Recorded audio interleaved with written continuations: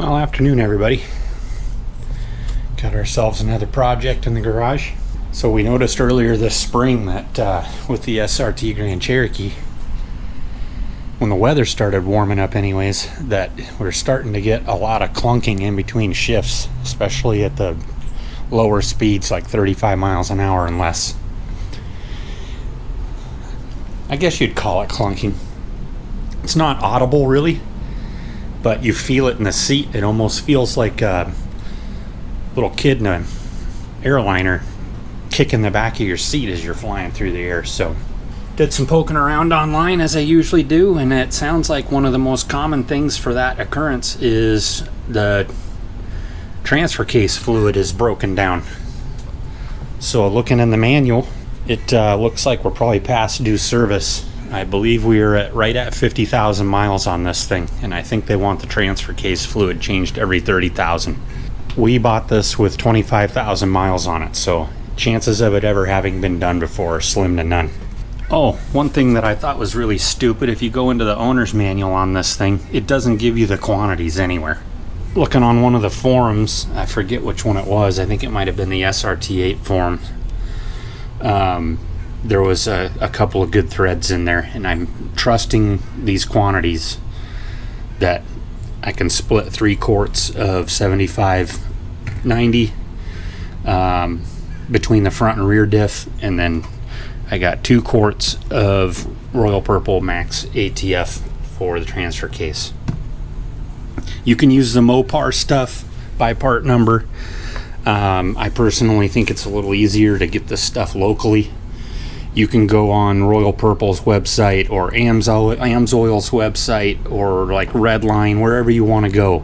You can go to those places and input your vehicle, and it'll tell you exactly which fluid to use in each gearbox or the engine, and whatever vehicle you're working with and whatever fluid you want to change. I was originally going to go with Amsoil, but I'm a cheap ass, and the Royal Purple overall was like $20 some cheaper. I'm not a die-hard Royal Purple guy by any means.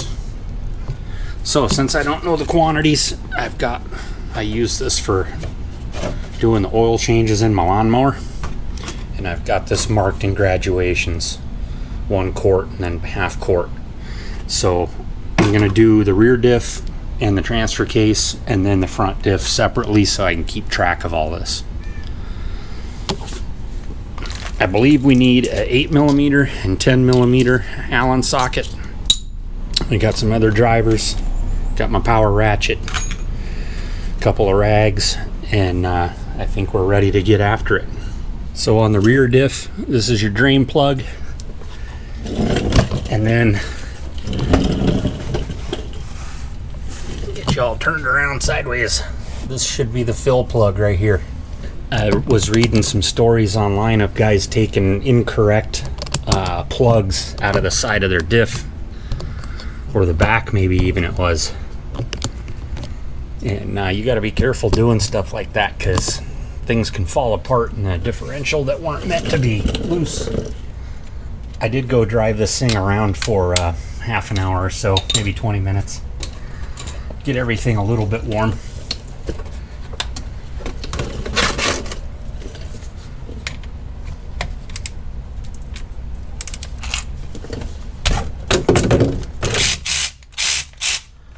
Not super tight.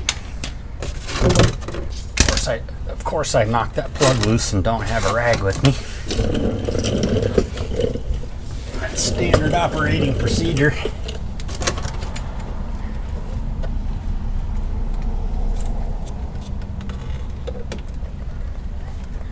If you take the fill plug out, it'll drain quicker and it won't glug like that.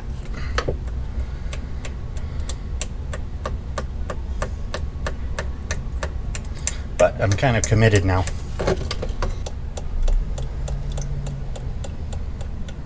Come on, you're almost there.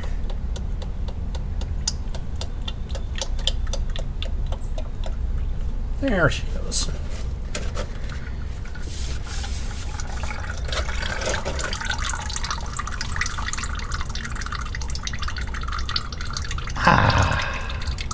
So it looks like we are just under a quart and a half. But I'm going to go ahead and let that sit there and drain for a bit. Very little crap on the plug, so that's good. Especially for a grimy old Dodge.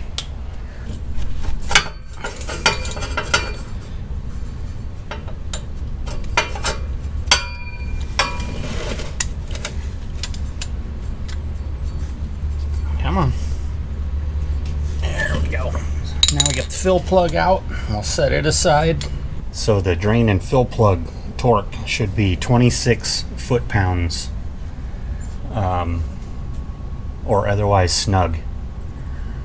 But I'll probably use a torque wrench on them just for the sake of video purposes.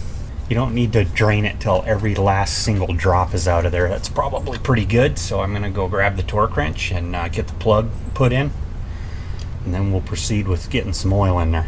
All right, so I cheated. I've got about a quart pumped back into the differential now. Instead of using the pump, basically what I'm doing is I'm just straight shotting the bottle into the hole, pumping out about a half a quart, set that one aside, get the next quart, pump in a half a quart, take the remainder of the two and fill up one of those two bottles you already had open, and now we're going to squirt in another half a quart. Should be about 1.4 quarts to fill up the rear diff. And so far I haven't spilled a drop on the ground yet, but that could change at any moment.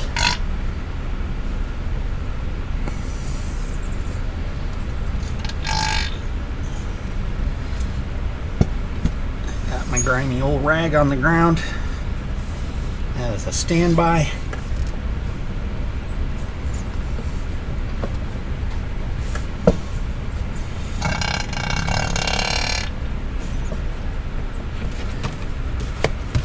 Okay, she's peeing out.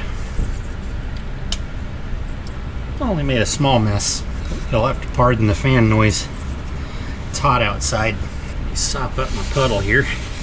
Okay, let's torque this plug up. Fill plug to 26 foot-pounds. And then we'll move on to the front.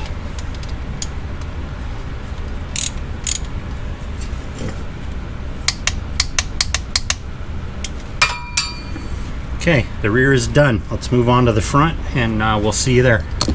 I'm gonna do it smarter this time, and I'm gonna take the fill plug out first so that it doesn't glug the whole time that it drains.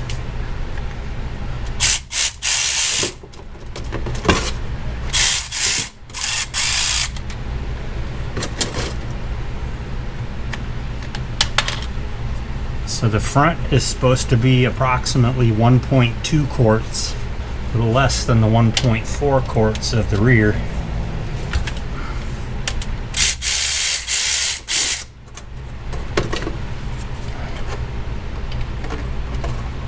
That doesn't look nearly as nasty as the rear was.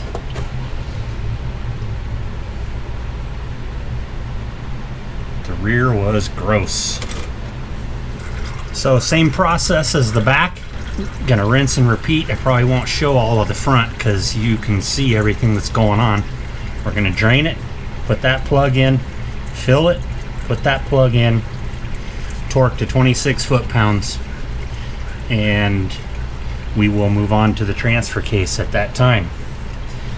I should be able to straight shot fill the front differential with just the bottle and no pump. I can get the bottle up a good bit higher on the front.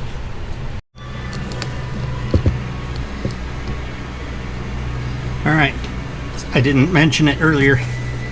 What showed on my graduations on the drain bottle here was just under a quart, but I truly do believe that it's supposed to be 1.2 quarts. So I got this torqued up, and then I put the fill plug in after it started peeing out. Now we're going to torque this guy up quickly before we try not to get ourselves a copyright strike because I didn't turn the radio down. And yeah, diffs are done. Let's move on to the transfer case and get that job done. Okay, so we're moving on to the fluid in the transfer case. Get that changed out. I'm going to take the fill plug out first again so we don't get the glubs.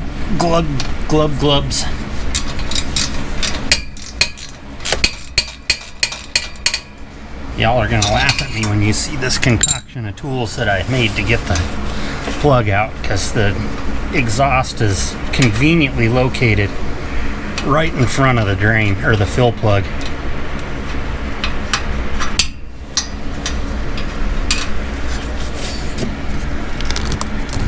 Sorry you couldn't see that very good. Let's try something here. See if I can get you all up in there. So right here is the fill plug hole. Right here is the drain hole. These also were 8mm Allen socket. I could have swore I read somewhere that it was a 10mm on the transfer case, but wouldn't be the first time I read something wrong. So this is what I used, the Allen socket adapted to quarter drive. The quarter drive extension clears the exhaust pipe better. Worst case scenario, you could just use a straight regular 8mm Allen wrench and just do it manually without a ratchet. These are pipe plugs, so I will probably put some fancy Teflon tape that I have on there. It's not the usual white stuff that you're used to seeing in the plumbing department.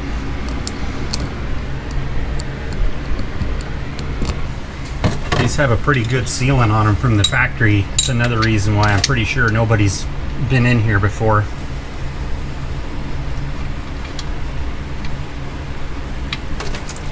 Nice.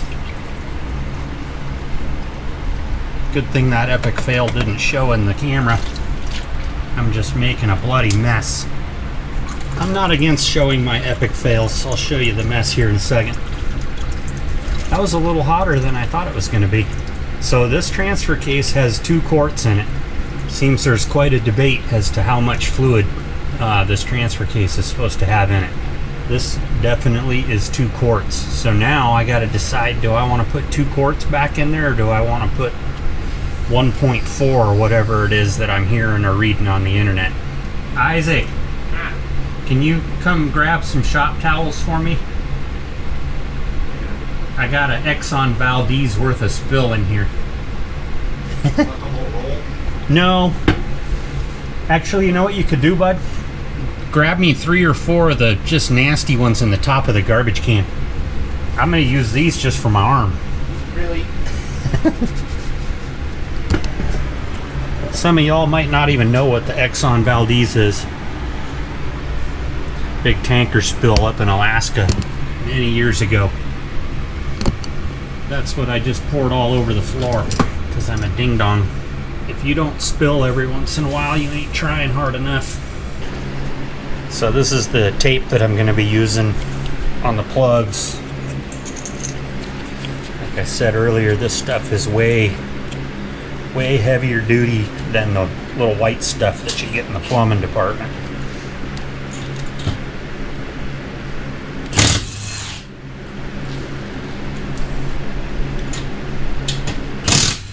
Stretched her a little too far. We got the fill plug put back in. To the best of my knowledge, since this is pipe thread, there is no actual torque value for this. So run it in until it's snug. Kind of remember when you take this out, try and pay attention to how far in or out this is screwed into the case. If you put enough torque on this, you could actually crack this case open. So don't over tighten it. Try and get it back to about where it was. It doesn't need to be super tight. It needs to have sealant on it to make it seal. Making it tighter doesn't make it leak less if it's going to leak. So just keep that in mind. This is my pump, my fluid pump. Unfortunately, it's not made for wide mouth bottles, so I gotta sit here and hold it. I was unable to find with any 100% factual accuracy how much oil is supposed to go back into this transfer case. So I am gonna do what I am gonna do, which is what several others did on the forums, that basically said when they took 2 quarts out of their transfer case, they put 2 quarts right back in it. So that's what I'm gonna do. Right, wrong, or indifferent. If you've seen information that says it should be less than 2 quarts, by all means post it up in the comments below, because I'd like to know about it. Let's start pumping.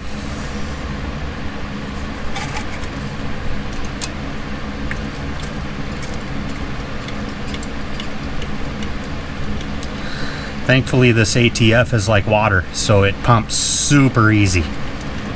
Probably already got a whole quart pumped in there just about.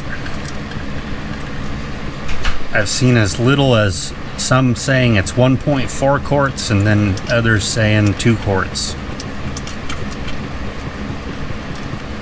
My fluid pump is leaking. Alright, there's 1 quart.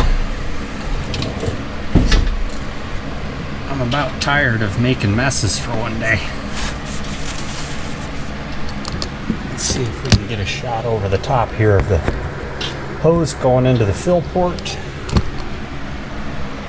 Let's get this last quart in there.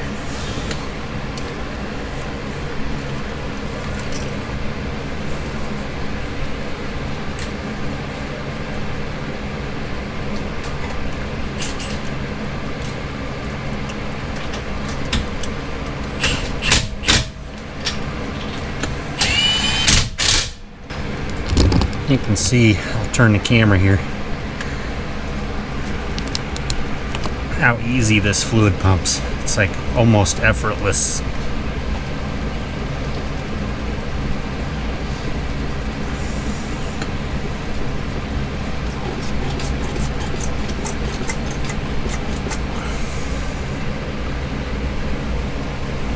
So this one does not fill until it comes pouring back out of the fill port, so you need to be accurate. I don't know what it would take to fill the transfer case up to where it starts pouring out the fill plug, but that would be bad.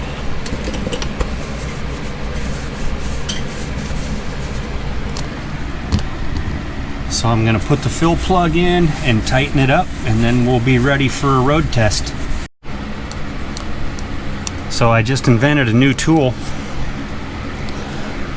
It's called the Jeep Transfer Case Fill Plug Remover and Installer 9000. So basically I just took the Allen socket. It's an 8mm Allen socket, but it steps up to 10mm before it goes into the ratchet adapter portion. You take your lovely gear wrench, slip that on, and now you can run this like this and have something to still hold on to remove or install that drain plug, fill plug. So let's get that guy torqued up and be done with this project so we can get on to bigger and better things, like possibly some delicious adult beverages.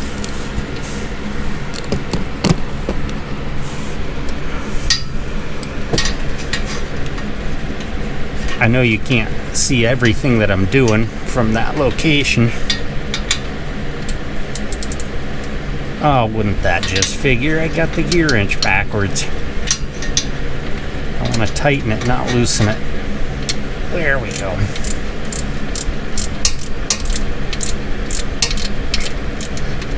This is way easier than trying to do it with a ratchet or a plain Allen wrench.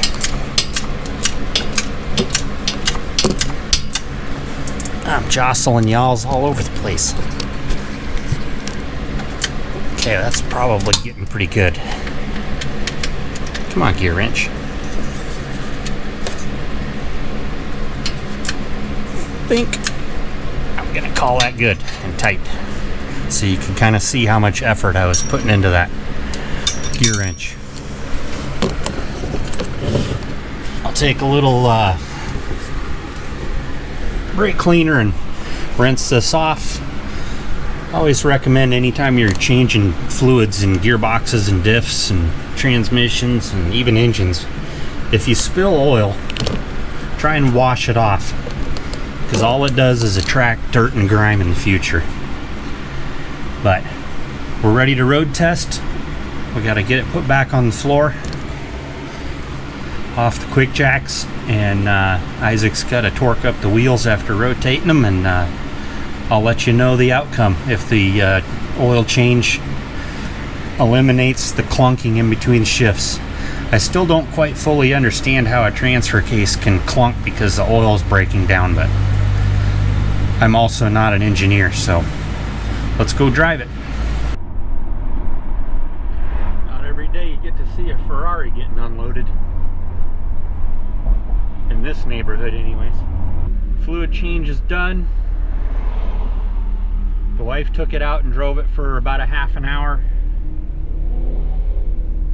Maybe even a little bit longer than that. Really got it heat soaked, and she thought it was much better, so I figured I'd take it for a quick rip around the block here, and we'll see if it's any better. Not that I don't trust her word. She knows exactly what it's doing, so. This thing had like various states of clunkiness depending on the amount of throttle that you would give it. If you floored it, you didn't really feel any clunking.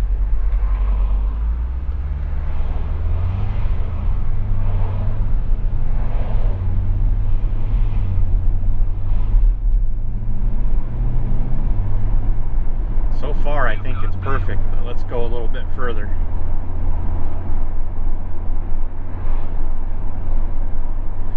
Usually 35 miles an hour and above, you never felt any clunking. It's always just taken off from a stop.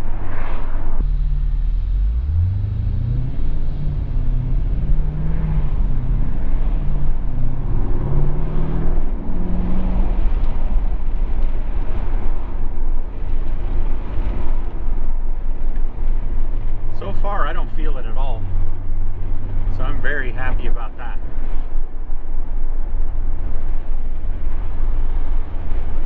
The last thing I want to have to do is take this thing to a dealership for some mystery problem. It could get drug out for who knows how long.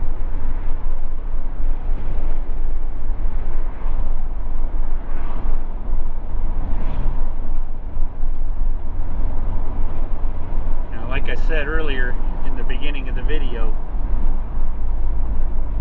that transfer case fluid was well past the 30,000 mile interval, so that gives me a little extra confidence.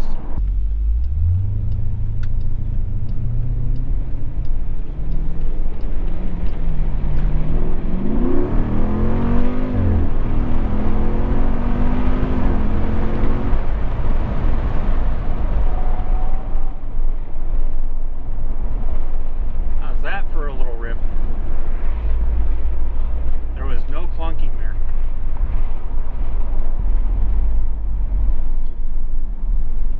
You got to make sure you get all the carbon blown out of the cylinders.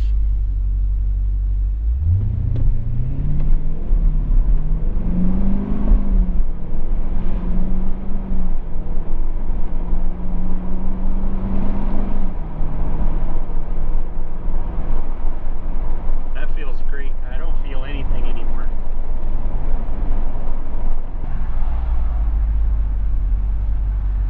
Well, if this video helped even one single person fix their Jeep, I'd have to say it was worthwhile.